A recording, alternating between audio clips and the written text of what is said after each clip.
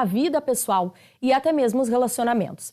Então hoje a gente traz aqui no programa a Manuela Ziebel, que é psicóloga e vai falar mais sobre esse assunto com a gente. Está aqui na tela ao vivo. Manuela, muito bem-vinda ao Conexão RS.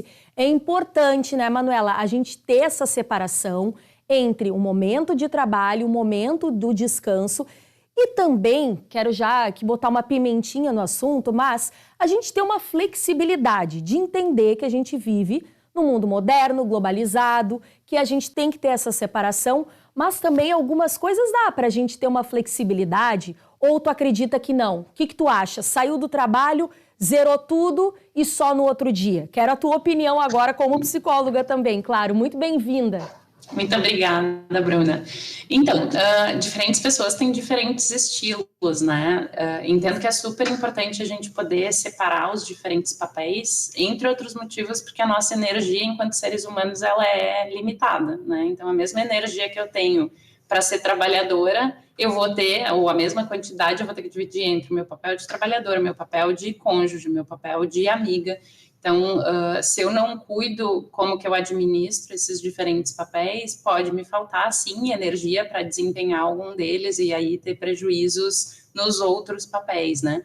Mas diferentes pessoas vão lidar com isso de formas diferentes. Tem gente que, para conseguir preservar esses diferentes espaços, vai precisar estabelecer rotinas muito rígidas. Tem gente que tem mais flexibilidade para conseguir transpor essas fronteiras e ir de uma para outra com alguma facilidade. Então, de novo, né? Vai depender do estilo de cada um, mas é super importante a gente preservar tempos e espaços para conseguir desempenhar os diferentes papéis que a gente se propõe a ocupar na nossa vida de uma maneira que seja satisfatória, que seja saudável, né, e que permita o nosso convívio social, a nossa vida, de uma forma mais ou menos organizada. Exatamente, até como você comentou, é justamente esse autoconhecimento, cada um saber do seu limite, e tem profissões, por exemplo, o médico, né, um médico que trabalha com plantão, muitas vezes ele está ali em casa, mas é o plantão dele. Então, tem profissões que não tem muito como fazer essa separação, né? Mas as que são possíveis, a gente vive, né, Manuela? Você é psicóloga, sabe muito melhor que eu sobre isso. A gente vive numa sociedade muito ansiosa, muito insegura também em relação aos postos de trabalho. Então, as pessoas, vejo dessa forma, até quero que você me corrija se eu estiver errada, mas as pessoas não saem do trabalho porque também têm medo de perder ele. Então, elas ficam ali sempre se mostrando disponíveis, o que é importante, mas como você bem pontuou, de maneira muito sábia, é a gente saber fazer essa separação, até porque se a pessoa também estiver bem na sua casa, estiver tendo tempo para sua família, para se relacionar com quem ela gosta, um tempo em família, ela vai estar melhor para o trabalho no outro dia. Não adianta também ela chegar exausta, porque saiu do trabalho, trabalhou em casa, vai trabalhar no outro dia, né? Isso, a gente, quando tu estava falando, eu fui pensando em duas situações que eu acho que são interessantes a gente compartilhar aqui, né? Existe uma teoria que a gente trabalha aqui na universidade que chama a teoria de demandas e recursos do trabalho.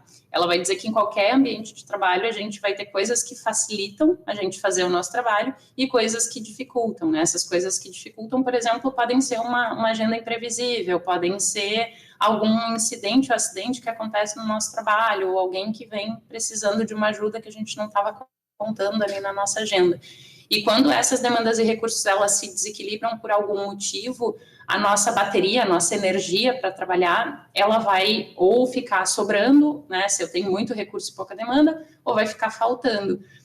Infelizmente, né, o que acontece com a gente no trabalho não fica necessariamente no trabalho, e se eu saio do meu trabalho com baixa energia, né, com essa minha bateria pesada em função de ter mais demandas do que recursos, eventualmente eu vou ir para a minha vida na minha casa, com os meus amigos, com baixa bateria, e isso não se recupera assim necessariamente de uma forma simples. Quando isso é pontual, eu posso ir para casa, dormir, descansar, eu posso me divertir e pode ser que essa bateria volte a equilibrar um pouco melhor. Se eu tenho isso sucessivas vezes no meu trabalho, pode ser que eu não consiga recuperar essa bateria e aí isso pode levar a situações de exaustão, de burnout, etc.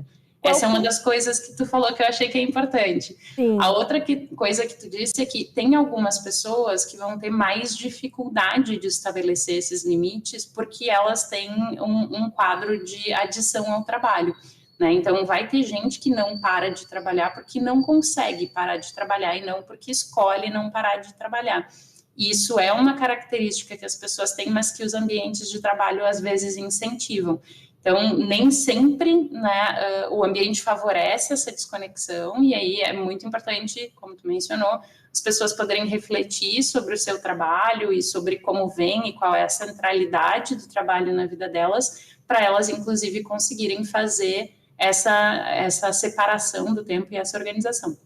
E até entender qual é a urgência, né? Porque o que é importante não necessariamente é urgente. Quer dizer, se algo urgente precisa, é aqui e agora, liga, resolve numa ligação, responde. Agora, muitas vezes, e eu também faço isso com o pessoal aqui, coloco algo ali no grupo, mas não é necessariamente para responder na hora, é até para que a gente não esqueça. Por exemplo, uma sugestão de pauta, um assunto que a gente quer trazer aqui no programa, coloca ele no grupo, responde quando tiver no seu horário de trabalho e tá tudo bem, né? Mas eu quero, Manuela, que você traga dicas para nossa audiência. Se alguém está nos assistindo e tem essa dificuldade, talvez não é um ambiente que faça isso que você falou, né? A pessoa tem que continuar trabalhando, mas ela não consegue se desconectar, tá em família, mas não tá ouvindo a pessoa, tá com o filho, mas tá no celular, não tá dando atenção. Qual é a dica, qual é o conselho que você, enquanto psicóloga, especialista em saúde mental, pode trazer para nossa audiência?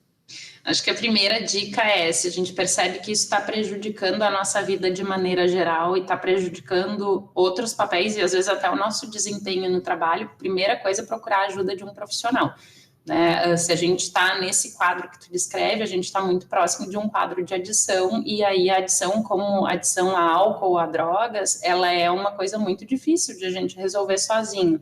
Né? Se não chegou nesse nível ainda, é uma dificuldadezinha de desconectar, talvez um exercício interessante seja esse de elencar as prioridades, né? Então, entender o que é urgente, o que é importante, o que eu posso fazer, o que eu posso delegar, né? Às vezes a gente gastar um tempo do nosso dia organizando uma agenda e nessa organização de agenda, prever tempos de descanso, porque eles são importantes, né? Pode ser o cafezinho, pode ser almoçar com alguém, pode ser sair para dar uma caminhada, se o ambiente permite isso é importante. Nesse planejamento, a gente poder ver para quem que eu posso delegar algumas tarefas, isso também ajuda, e a gente elencar o que é necessário fazer hoje, o que pode esperar, se realmente vai se confirmar que precisa ser feito ou não. Então, essa organização, para quem, né, não está num nível crítico ainda, ela, em geral, vai dar uma ajuda.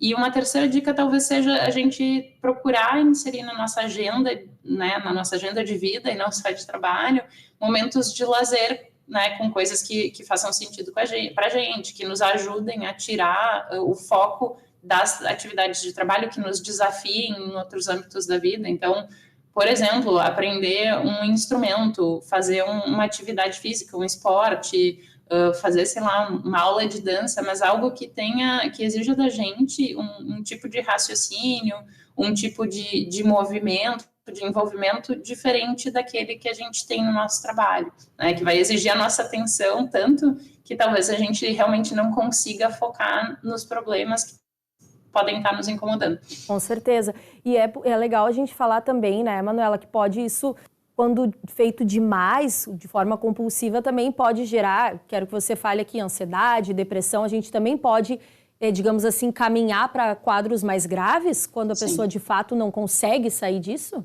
Sim, né? De novo, quando a gente está falando de alguém que não consegue parar de trabalhar, a gente está falando de uma compulsão ao trabalho. Essa compulsão é uma das duas características que vai ajudar a gente a perceber que alguém está com adição ao trabalho, né? A outra é o trabalho excessivo.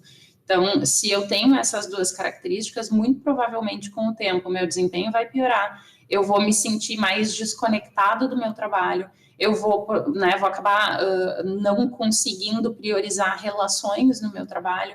Então, eu vou ter vários prejuízos objetivos, como o desempenho, a performance, e outros prejuízos que talvez não sejam tão claros, né? E, curiosamente, quando a gente chega nesse nível de adição, a gente tende a ser a última pessoa a perceber. Várias outras já estão nos apontando que eu nunca mais vou nas festas de aniversário, nos happy hours, que não presto atenção quando estou com as pessoas que são próximas. Então, os sinais, eles tendem a ser percebidos antes por pessoas da nossa convivência, né? E aí é legal a gente estar alerta para quando vem esses sinais, porque se eles estão vindo de diferentes fontes e estão sendo repetidos, pode ser que, de fato, a gente já esteja aí com um prejuízo que não está percebendo. A consequência é, como tu disse, né, um sofrimento psicológico que pode ir de diferentes graus, pode ter a ver com eu perceber que o meu trabalho não tem mais sentido, né, podem vir sintomas aí de uma depressão, pode sair de uma adição ao trabalho para um burnout, também é uma coisa que facilmente acontece, né, porque a adição vai exaurir os nossos recursos, vai fazer com que a gente não tenha mais energia, e essa energia, apatia, né, sobrecarga, isso são características que a adição compartilha aí com o burnout. Então, né, é muito fácil ter prejuízos quando a gente está exagerando aí no trabalho. E tem pessoas também que amam muito o seu trabalho, principalmente quem é autônomo, por exemplo, que escolhe empreender ou está em algum cargo de liderança, gosta muito do que faz e tem uma dificuldade absurda, porque ela quase que não enxerga aquilo como um trabalho, porque se confunde, de tão prazeroso que é também, ela não se importa de chegar em casa, responder um e-mail, mandar um WhatsApp, tirar um projeto do papel, colocar alguma coisa ali no computador, fazer uma reuniãozinha rápida no Google Meet, por exemplo. Também é importante fazer o alerta para esse pessoal, né? Sim, a mesma coisa vale para essas pessoas, né? E talvez elas tenham ainda o desafio de que elas são os próprios chefes. Então, quando alguém está fazendo com que elas trabalhem demais, esse alguém são elas mesmas. Acho que para a gente entender, né, como funciona, todo mundo sabe que comer doce demais traz risco para a saúde, que fazer exercício físico extenuante traz risco para a saúde, que beber muito, usar muito cigarro é a mesma coisa, trabalhar muito pode trazer prejuízos à saúde, né? Todo trabalho tem lá as suas rotinas, tem os seus movimentos, e a gente fazer muito dessas coisas, por exemplo, eu aqui, professora, muito tempo de pé, muito tempo sentada, isso pode trazer prejuízos físicos, fisiológicos, psicológicos, então a gente precisa cuidar, né? Um dos riscos de eu ser muito apaixonada pelo meu trabalho e por isso me envolver com ele é que eu vá começando a ficar exausta, né, e que em algum momento esse trabalho que antes me fazia sentir muito prazer, que tinha muito sentido, começa a perder o sentido, né, começa a ser muito mais desafiador do que gratificante, e aí uma coisa que era muito boa vai se tornar uma coisa muito hostil, muito desagradável.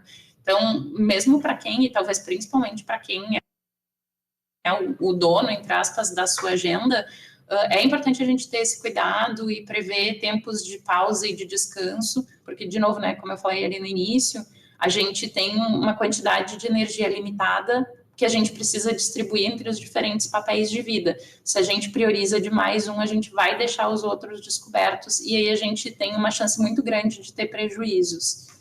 Com certeza. E aquela velha frase, né? A vida não é só pagar boleto, como se diz, né? Não pode ser. Não pode ser, é muito mais que isso. Manuela, muito obrigada pela tua participação, viu? Pelas excelentes informações que você compartilhou aqui nessa tarde ao vivo com a nossa audiência. Seja sempre bem-vinda.